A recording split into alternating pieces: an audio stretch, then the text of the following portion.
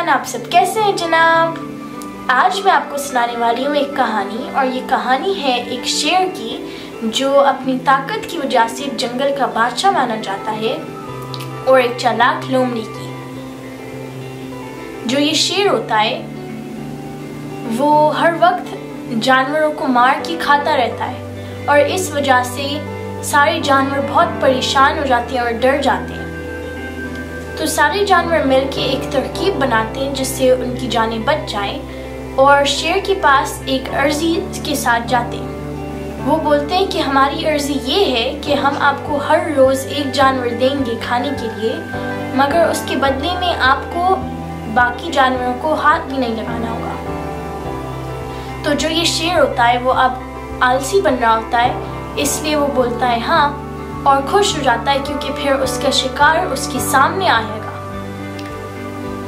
तो सारे जानवर चले जाते हैं और हर रोज़ शेर को एक जानवर भेजते रहते हैं। फिर एक दिन एक लोमड़ी की बारी आती है शेर के हुजूर में पेश होने की। ये लोमड़ी चालाक भी होती है और अपनी जान भी बचाना चाहती है, इसलिए वो एक तरकीब सोचती है जिससे शेर मर जाएगा और सारे जानवरों की जानें बच जाएंगी। तो जानबूझ के शेर के दरबार में देर से जाती है और ऐसा बहाना करती है कि उसका एक टांग टूटी हुई है और वो बहुत थक गई है। तो शेर इस बात पे बहुत गुस्सा हो जाता है और बोलता है कि तुम मेरे दरबार में देर से भी आई हो और तुम सेहतमंद भी नहीं हो, ये क्या बात हुई। तो लोमड़ी इसका जवाब देती है कि मैं तो आपके हुजूर में ही आने वाली थी जब एक दूसरे शेर ने जो आपसे बहुत बड़ा है मुझे खाने की कोशिश की।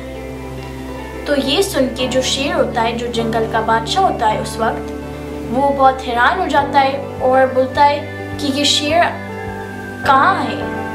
तो लोमड़ी उस शेर को एक कुएं के पास लेके जाती है, और वो शेर डर रहा होता है कि ये शेर अगर मुझसे बड़ा है तो क्या इस जंगल का बादशाह बनने की कोशिश करेगा, और अगर करेगा तो मेरा क्या होगा।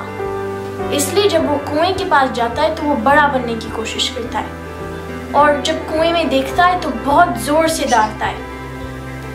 तो जो उसको दिखता है अंदर शेर, वो उतनी जोर से दौड़ता है तो शेर को और गुस्सा आ जाता है और वो और जोर से दौड़ता है, और जो अंदर कुएं के अंदर शेर होता है वो और भी जोर से दौड़ता है।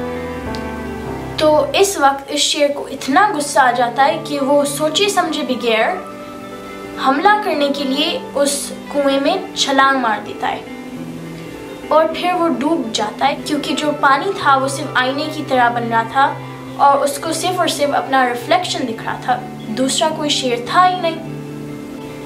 इस कहानी से हमको दो चीज़ें सीखने मिलती हैं।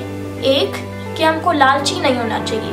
अगर वो शेर हर रोज़ इतने सारे जानवरों को नहीं मारता तो फिर जानवर उससे ये अर्जी नहीं लाते और फिर लोमड़ी को ये चालाकी नहीं दिखानी पड़ती। और इस कहानी से हमको ये दूसरी बात ये सीखने मिलती है कि हमें अपने गुस्से पे काबू रखना चाहिए।